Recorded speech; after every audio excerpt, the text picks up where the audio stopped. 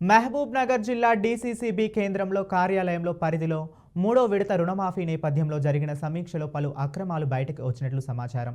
రుణాలు మంజూరుతో పాటు రుణమాఫీ లబ్ధిదారుల నమోదులో భారీగా అక్రమాలు చోటు చేసుకున్నాయి.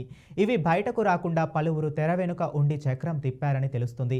రుణమాఫీ అమలులో భాగంగా రాష్ట్ర ప్రభుత్వం అర్హులైన ఖాతాదారుల జాబితాను మహిళా అనర్హులపై లబ్ధిదారులుగా పేర్కొంటూ నివేదించినట్లు తెలిపింది.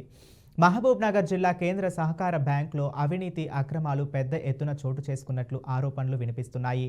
మైనర్లకు రుణాల మంజూరు, డూప్లికేట్ ఖాతాలకు రుణాలు ఇవ్వటం లాంటి అక్రమాలకు ప్రాథమికంగా గుర్తించి ప్రభుత్వం సీఈఓను మరో అధికారిని బాధ్యుడిని చేస్తూ సస్పెండ్ చేసింది.